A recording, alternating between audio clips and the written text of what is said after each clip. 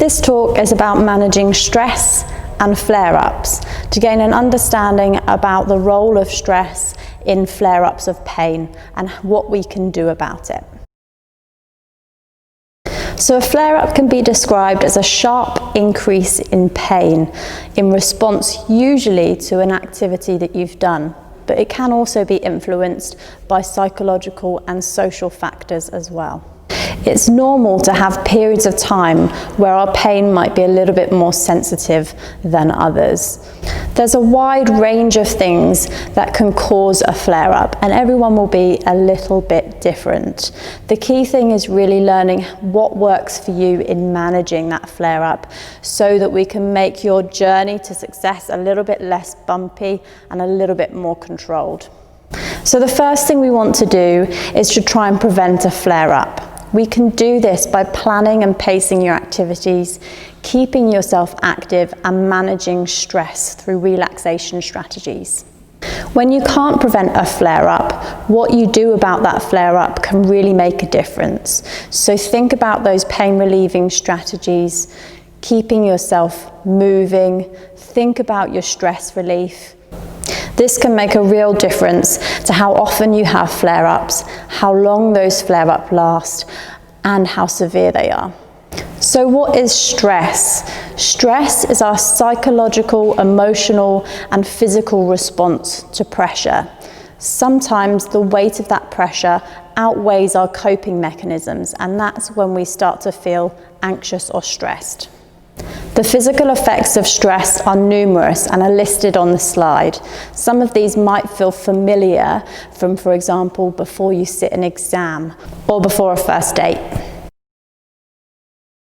A common response to stress is muscle tension, and that can limit the way that we move freely. As an example, I just want you all to move your wrist up and down. And generally speaking, most of you won't have any problems with that. It will feel quite free and easy to move and comfortable. However, if we clench our fist and try and repeat the same action, that movement becomes a lot more difficult. And that's all as a result of me tensing my muscles. Sometimes it isn't possible to prevent the trigger of your stress. However, it is possible to change the way that you deal with that stress and how that translates over to your pain. Have a short think about ways that you currently deal with stress at home. Maybe you sit and read a book, maybe you have a bath, maybe some of you like to go out and exercise. Mindfulness meditation is one way which is scientifically proven to reduce the effects of stress on our body. And hopefully you've had some practice of that using Headspace over the last couple of sessions. Regularly practicing mindfulness can help bring us into the present moment, but also make us more bodily aware. Music is also a great example of something that you can do that's easily accessible from home. Listening to music that has a nice soothing tone to it and doesn't make your muscles too tense.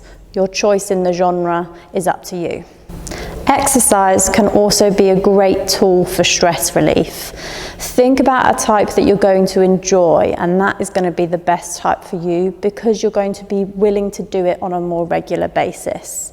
Thinking back to our previous talks, have you been getting in your 150 minutes a week as recommended?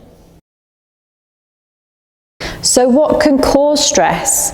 There are numerous things that can cause stress. Some of them might be work-related, family-related, finances. Perhaps you're just juggling too much at once.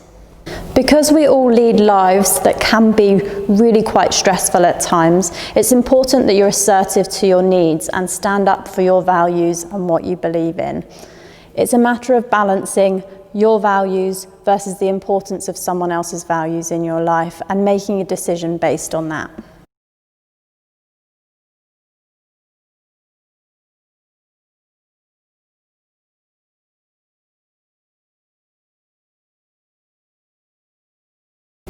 If you have any queries about this talk or any of the other talks in this series, please consult your physiotherapist or the IMSK website. Thank you.